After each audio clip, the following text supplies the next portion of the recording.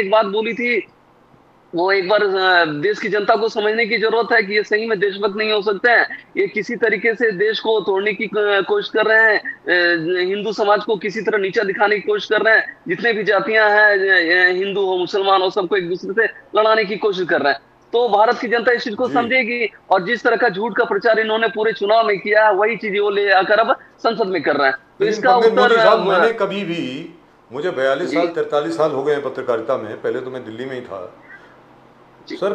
मैंने जिंदगी में आज तक कभी किसी भी नेता को, भले वो नेता विपक्ष हो या नेता प्रतिपक्ष हो, भगवान की तस्वीरें ला करके ऐसे दिखाना, मतलब मैंने कभी नहीं जी, देखा। बिल्कुल सही ये क्या बात। है? मतलब ये कुछ जरा समझ में नहीं आया। आपको समझ में आया? मैं बता रहा हूँ इन्होंने क्या किया है। एक लेफ्टिस्टों की पूरी टीम बना रखी है जो पूरा हावी हो रखे हैं कांग्रेस पे। ये रोज उन्हें एक ना जन्म घुट्टी या क्या चूरन दे देते हैं, वो लेकर आकर वो संसद में आके करते हैं। और जिस तरह का वो बर्ताव कर रहे थे, नहीं, वो शिव हमारे जी की आराध्य तस्वीर, महादेव की फोटो को ले बाबा जाकर रख नानक, रहे थे, उस बाबा पर गुरु नानक की पेपर रख रहे थे। तस्वीर, मतलब ये क्या हुआ? ये तो वी एक्सपेक्टेड मच बेटर बिल्कुल फ्रॉम। नहीं है। ये एकदम इन्होंने एक नीचे गिरने की पराकाष्ठा को खत्म कर दिया है। इनकी जो मानसिकता है वो दिख रही है कि कितने हिंदू विरोधी हो चुके हैं। और जिस तरीके से वो महादेव की फोटो को कभी नीचे रख रहे थे, कभी ऊपर रख रहे थे, कभी गुरु नानक देव जी के फोटो को, तो इस तरह से वो एक प्रोपेगेंडा करने की कोशिश कर रहे थे कि वो कितने नॉलेजेबल है। जबकि उनकी जो प्रधानमंत्री ने बोला है वो एकदम बालक बुद्धि की तरह कर रहे थे।